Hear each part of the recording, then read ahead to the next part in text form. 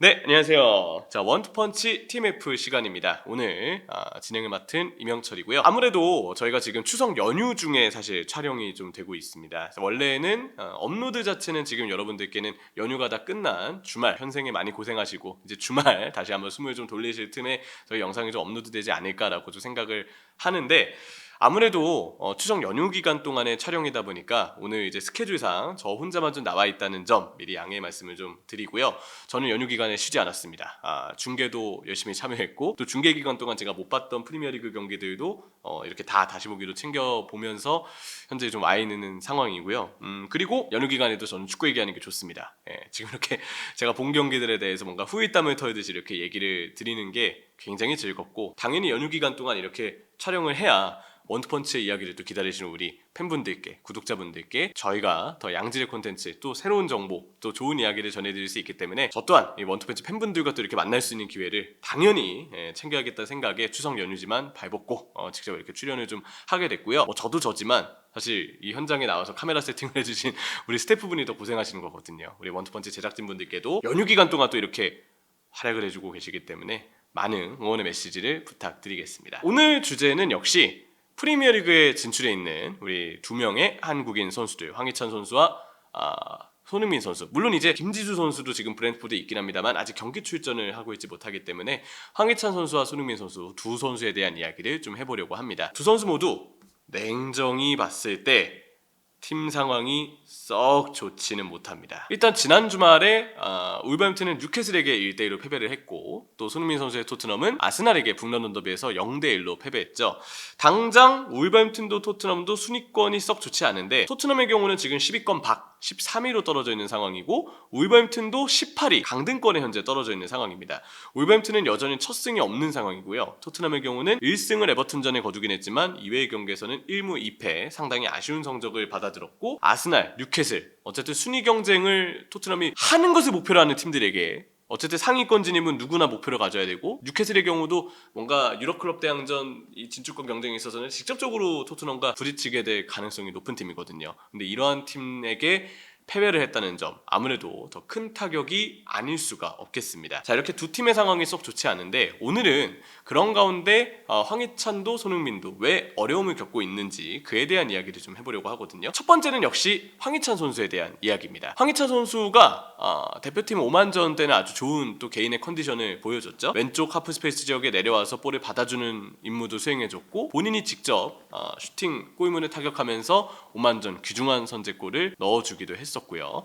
다만 이제 울버햄튼에서는 황희찬 선수가 지난 시즌만큼의 초반 임팩트를 보여주지 못하고 있는데, 그 부분에 있어서는 역시 달라진 역할에 대한 포인트를 짚고 넘어가지 않을 수 없겠습니다. 사실 울버햄튼이 올 시즌을 준비하는 과정, 또 개막을 앞둔 상황에서 주축 자원이었던 페드로 네투 선수가 이제 첼시로 떠나게 됐고요. 그리고 라르센 선수가 이제 공격 자원에 새롭게 영입이 됐죠. 라르센 선수가 원톱 공격수로 계속 출전을 하고 있고, 쿠냐는 지난 시즌에도 그랬듯이 정말 많은 역할을 또 수행하고 있고요.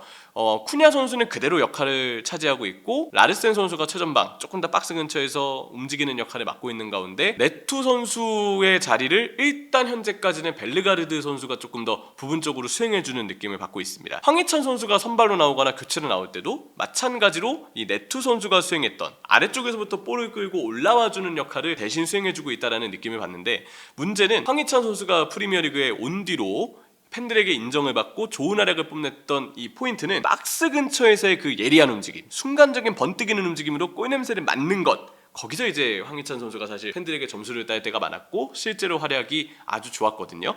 오히려 아래쪽에서 볼을 운반하는 역할, 연계해주는 역할은 쿠냐와 네투가 서로 황희찬 선수 근처에서 수행해 줄 때, 그래서 황희찬 선수가 골문 근처에서 순간적인 침투와 마무리에 집중할 수 있는 상황이 조성됐을 때, 그때 황소의 활약은 최고조에 달했던 지난 시즌의 모습을 좀 볼 수 있었습니다.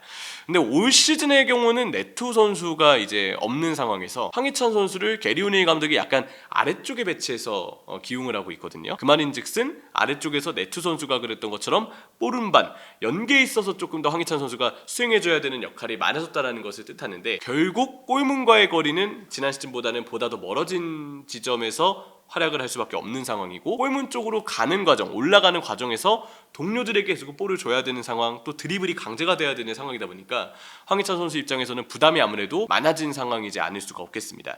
결국 지금 상황에서 황희찬 선수가 본인의 그 골문 쪽에서의 어떤 번뜩이는 슈팅이나 혹은 침투에 집중할 수 있는 환경이 아니니만큼 좋은 폼을 보여주기가 쉬운 상황이 아니고요. 덩달아 울버햄튼도 올 시즌을 준비하는 과정에서부터 기존의 백스리 전술을 버리고 백포로 아마 킬먼과 같은 핵심 수비수가 나가고 수비진의 뎁스가 좀 얇은 부분을 문제로 좀 삼고 있는 것 같은데, 그래서 게리 오닐 감독이 백포로 계속 공수 상황에서 변화를 다 주고 있거든요. 근데 썩 그렇게 효과를 내고 있지 못합니다. 오히려 공격때는 부분적으로 백스리를 활용하려는 모습을 보여줄 때도 있는데, 그러다 보니까 아인누리 선수를 약간 뒤쪽으로 내리면서 누리 선수의 어떤 동선을 또 어떻게 잡아줄지에 대해서 아직 전술적으로 딜레마가 있어 보이고, 수비 상황에서는 수비 숫자가 한 명 줄어든 백포 시스템을 쓰다 보니까 백파이브를 쓸 때보다 절대적인 안정감이 지금 떨어지고 있거든요.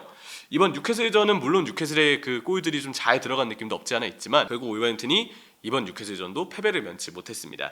여러 가지로 울버햄튼의 상황은 지금 밸런스적으로도 전술적으로 썩 좋지 않은 상황이고, 황희찬 선수에 대해서도 역할 분배가 좀 애매한 느낌이 있다. 팀 전체적으로 지금 경기 운영에 있어서 또 선수들의 장점을 활용하는 데 있어서 갈피를 못 잡고 있다라는 생각이 드는데, 앞으로의 일정도 변수가 많습니다. 일단 카라바오컵에서 브라이튼을 만나고요. 리그 기준으로 보면 아스톤 빌라, 리버풀, 브랜포드, 맨시티, 또 그 다음에 브라이튼, 이렇게 연달아 만나거든요. 짜임새 있는 팀들을 연달아 만나는 상황이니만큼 울버햄튼 입장에서는 올 시즌은 정말 흐름이 좋지 않다 라는 이야기를 아무래도 전해드릴 수밖에 없을 것 같습니다. 또 첼시전처럼 대량 실점을 할 때 보면 수비진의 잔실수도 많고 조세사 골키퍼마저도 실수를 범하면서 무너지는 경우들이 좀 많이 눈에 띄는데, 울버햄튼은 이번 시즌에 대해서는 그만큼 좀 어려움을 겪고 있다. 다행히 이번 뉴캐슬전이 그래도 조세사가 아닌 존스톤 골키퍼가 나와서 바로 이제 골키퍼 쪽에 변화를 주긴 했지만 결과적으로도 패배를 면치 못했습니다. 좋지 않은 울버햄튼의 상황이 되겠고요. 다음은 이제 토트넘 호스퍼입니다. 이번 북런던 더비를 보면서 답답함을 느끼셨을 팬분들이 많으실 것 같은데, 이외에도 토트넘이 에버튼전을 제외하면 뉴캐슬전도 그렇고 이번 시즌 리그 개막 라운드였던 레스터전도 그렇고 계속 답답함을 드러내고 있습니다. 이유는 무엇이냐?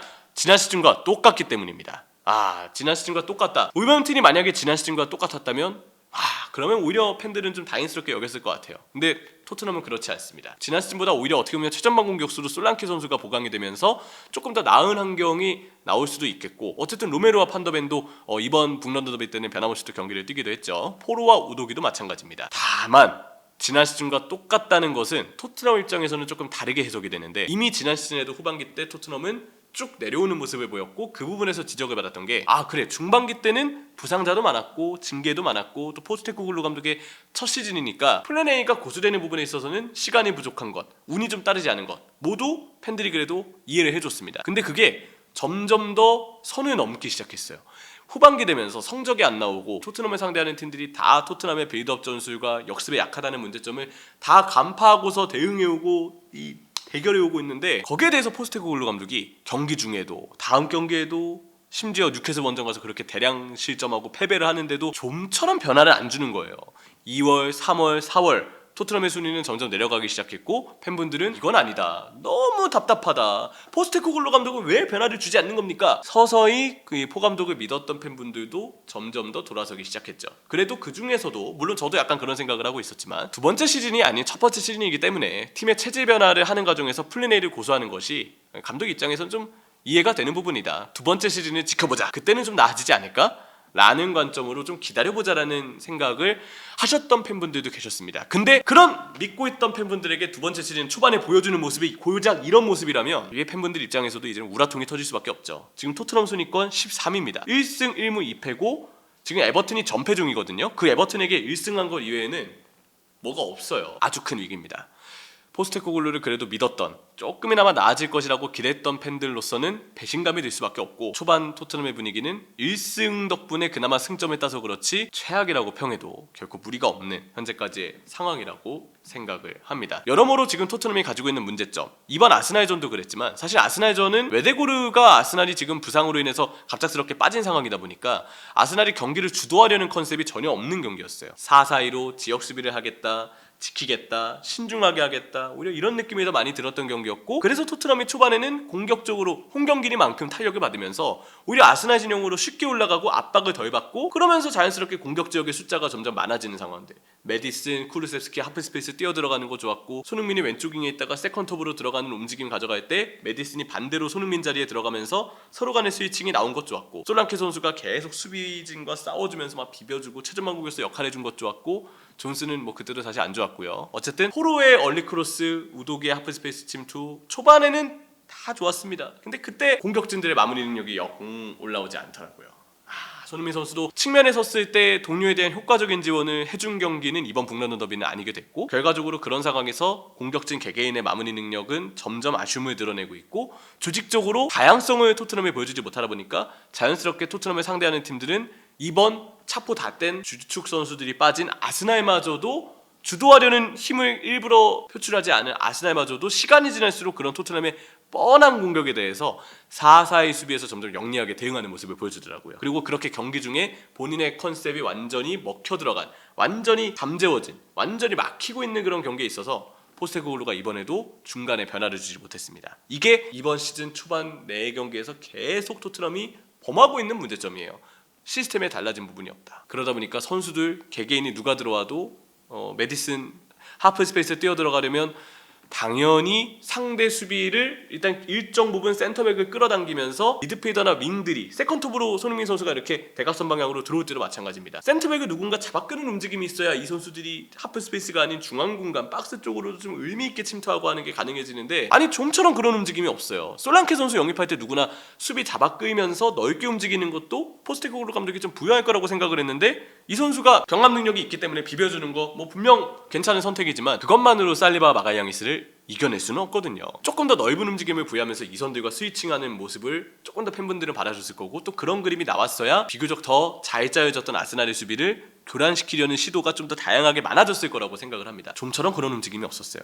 그런 가운데 선수들이 그냥 단순히 5명의 전방 구조를 지키고 거기서 선수들 간의 좌우 위치 바꾸고 하프스페이스 위치 바꾸고, 이것만으로는 잘 짜여진 아스날 수비를 공략하는 것은 정말 쉽지 않습니다. 결국 홈경기인데도 토트넘은 그런 가운데 선수들마저도 잦은 실수를 다 같이 범하면서 0대1의 굴욕적인 패배를 맛봐야 했고요. 분위기도 경기 내용도 썩 좋지 않아 보이거든요. 토트넘 쉽지 않습니다. 자, 이런 가운데 추후 일정을 살펴보면요, 일단 리그에서는 브렌트포드, 그리고 유로파리그 카라박을 만나고, 브렌트포드, 맨유, 또 유로파 페렌츠바로시, 브라이튼, 웨스트햄, 알크마르, 크리스탈 팰리스입니다.